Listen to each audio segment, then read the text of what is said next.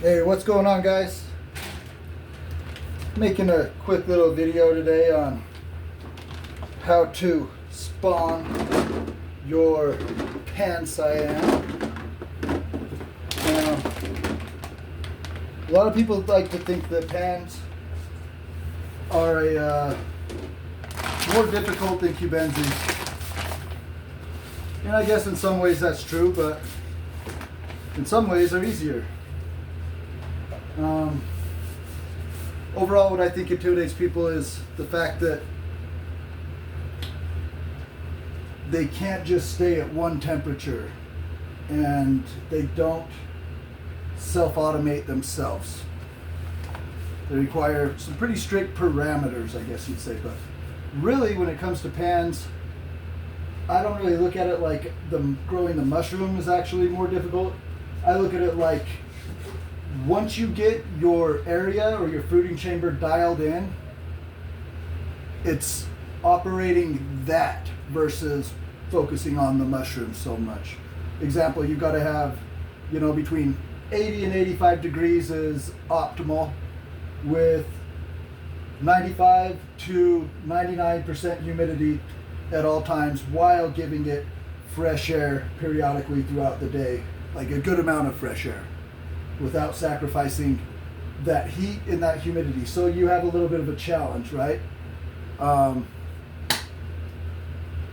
Once you get past that part and you know that where your pans are fruiting, and you know that the area, the fruiting chamber, the tent, wherever it may be, once you know that it's going to be consistently in between those parameters all the time, as long as you keep your humidifier or your fogger full, then you're good. Other than that, I inoculate my grain just like I would cubes. I let it colonize. I've already shaken this up. Let it fully colonize. The manure-based substrate is a little bit different. You don't have to use manure.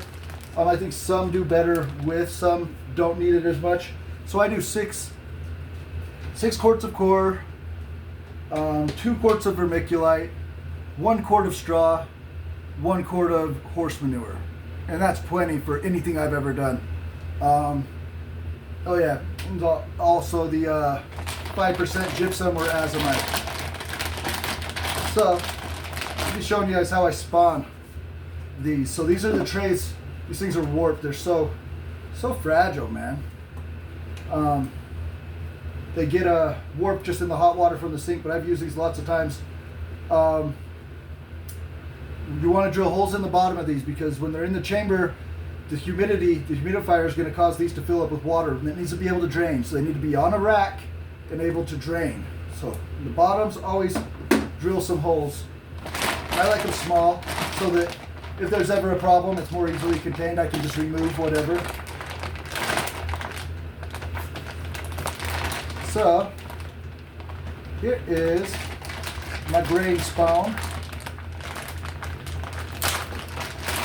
Now, I don't even know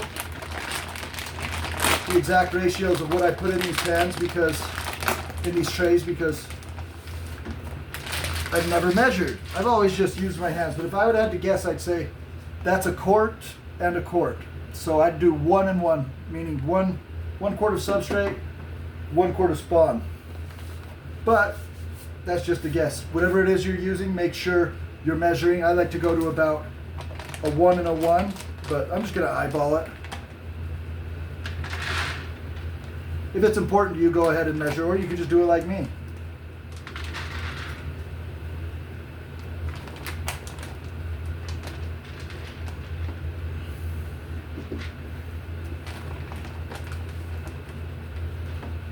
There you go. I'm going to come right here with my manure-based substrate.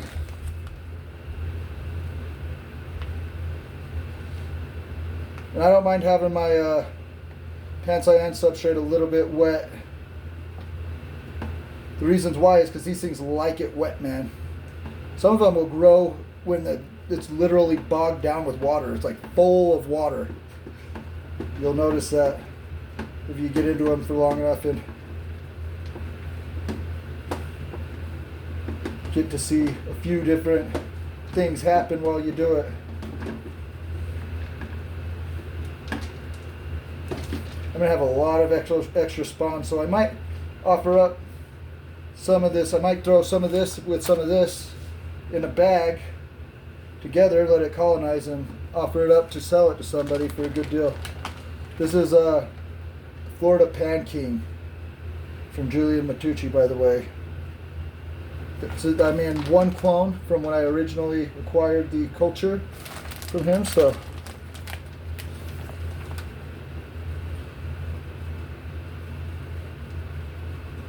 excited to see how it looks and how it does. Last time I grew it, it was decent, a little bit small. That's why I cloned it, but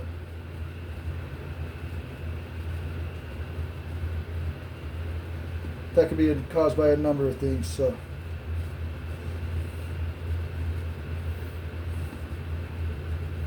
with these, you don't want to pack it down tight like cubes. Just kind of make it firm. Lightly press down.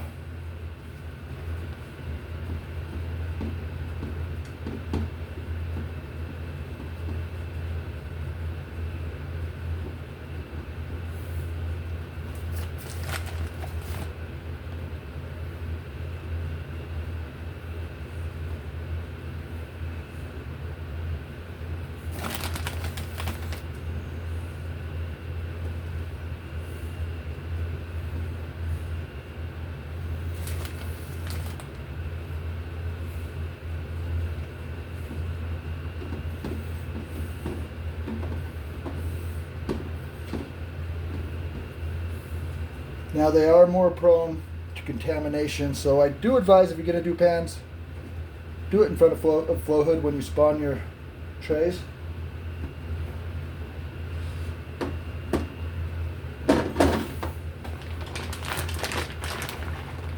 Now I've got a bunch of TTBVI that's about ready to go, probably tomorrow. A bunch of Men in Black. I think I've got some Mexicana ready to go. We'll see. My fruiting chamber is pretty big right now, so see what I can't fit in there.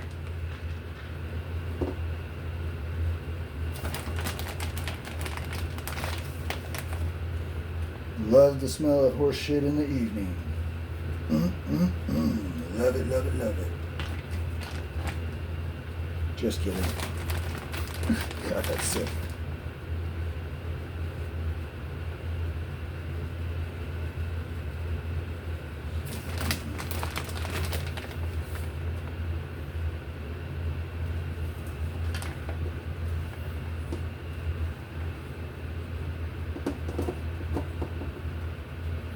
I put a little bit too much in there.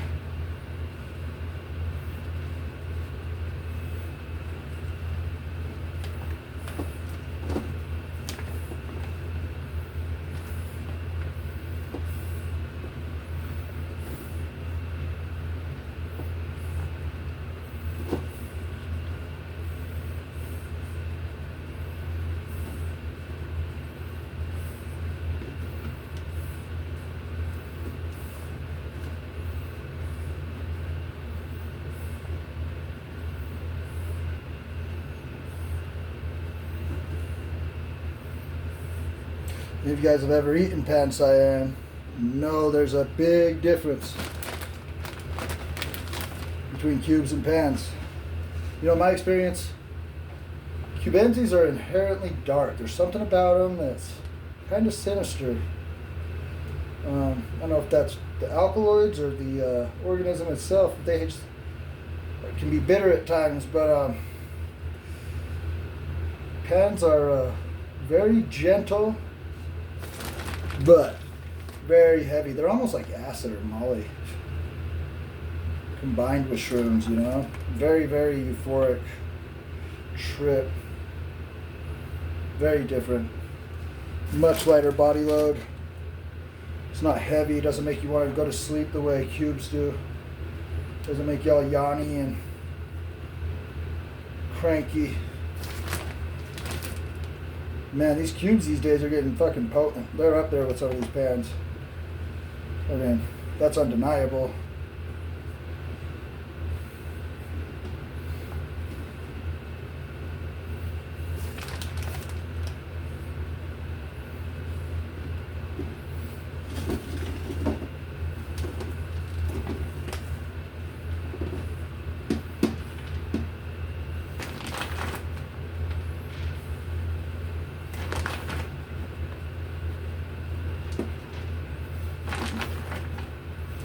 I think I'm doing more of a 1 to 3 with these, but that's fine.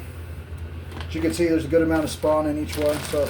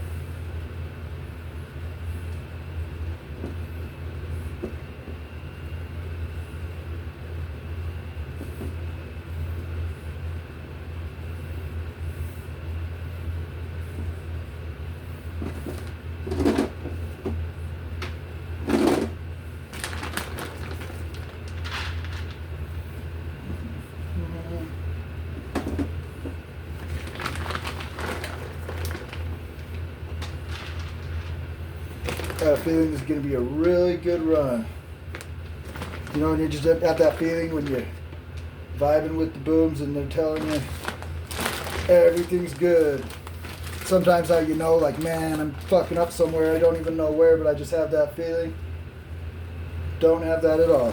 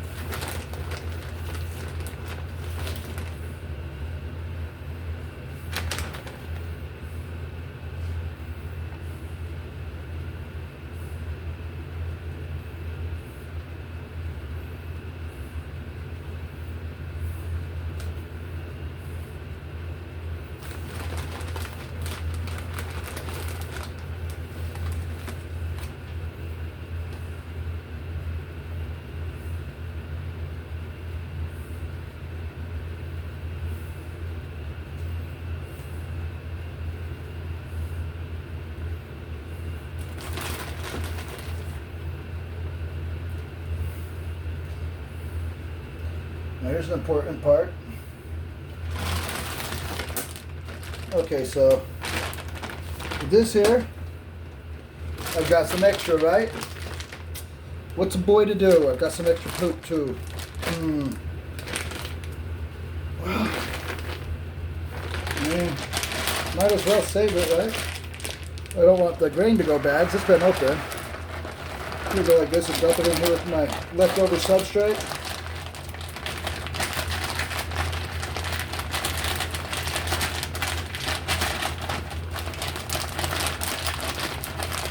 And if I want to spawn it, after it's fully colonized, I can just spawn it to whatever I have room for at that point.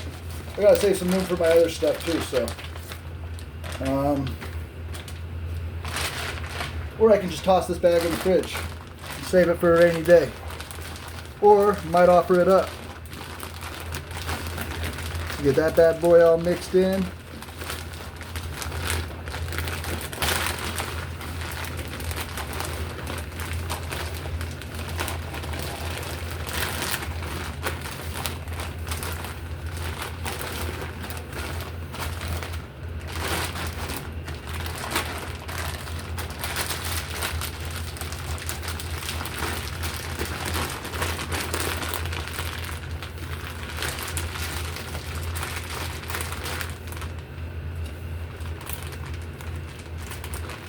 Throw that little clip on there. Sick.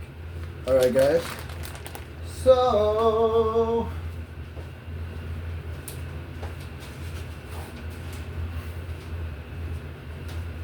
smells like horse shit in here. God damn it. Just kidding. Not kidding, but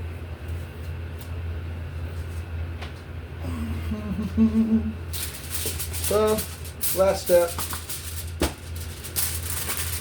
Easy enough. Gonna go like so.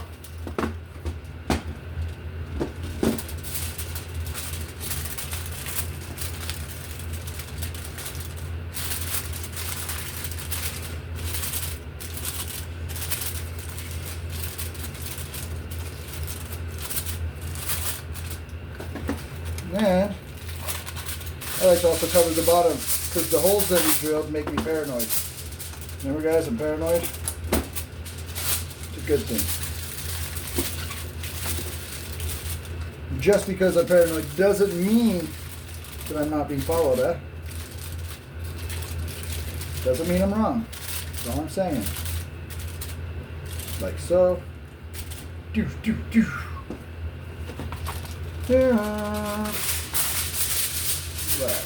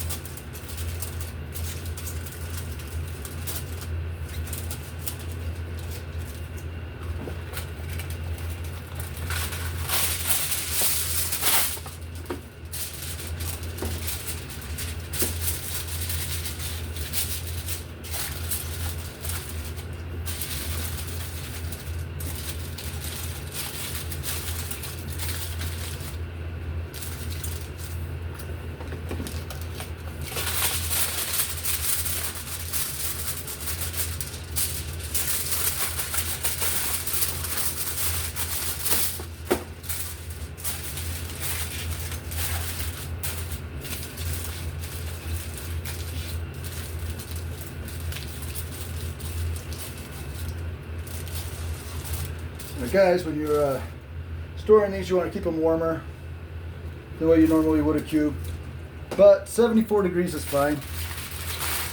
Technically, you can fruit them and grow the mycelium fairly well at 74 degrees.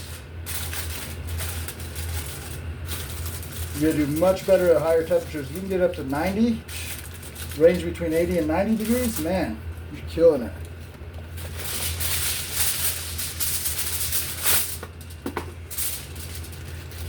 I'm going to go over the rest of everything as I do these steps though, so we can all learn some more stuff together. Hell yeah, guys. So pan cyan. colonizing. Take about a week. Then we're going to add our casing, and I'll show you guys what's up with that as well. So peace out, guys.